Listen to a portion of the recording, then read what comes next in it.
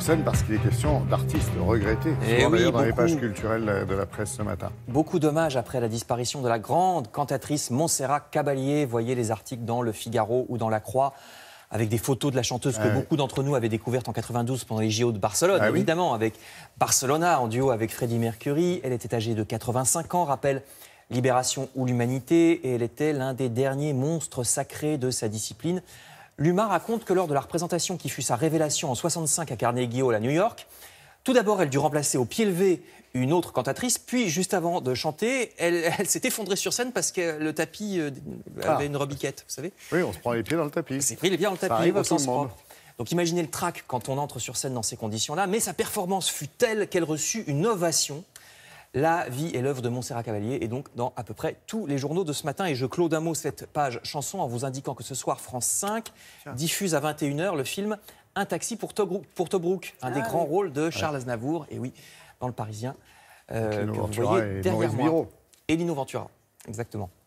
Du côté des expositions maintenant, ne manquez pas celle sur le grand peintre espagnol Juan Miró.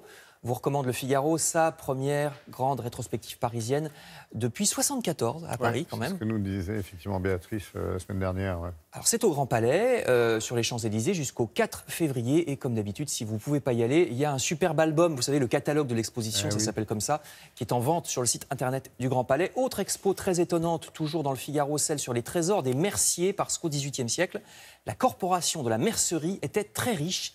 Corporation qui n'a rien à voir avec les merciers d'aujourd'hui. À l'époque, c'était plutôt des marchands de bibelots de luxe. Exposition au musée Cognac-Jay, qui n'est pas rue Cognac-Jay, qui est dans le 3e arrondissement de Paris, jusqu'à la fin janvier. Article dans Le Figaro. Et du côté de Nogent-sur-Marne, vous pouvez voir jusqu'au 29 mai cette expo d'un artiste peu connu qui a beaucoup peint les bords de rivière à la Belle Époque.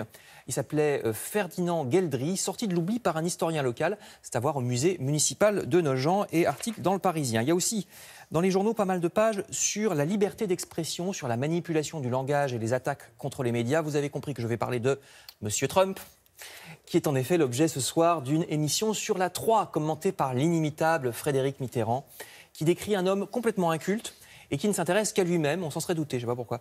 Fils d'un entrepreneur en bâtiment peu soucieux de la loi, je cite, et surtout Donald Trump est né dans une famille richissime, mais pourtant il persiste à prétendre qu'il s'est fait tout seul. C'est souvent comme ça, document à 21h sur France 3 et article dans La Croix.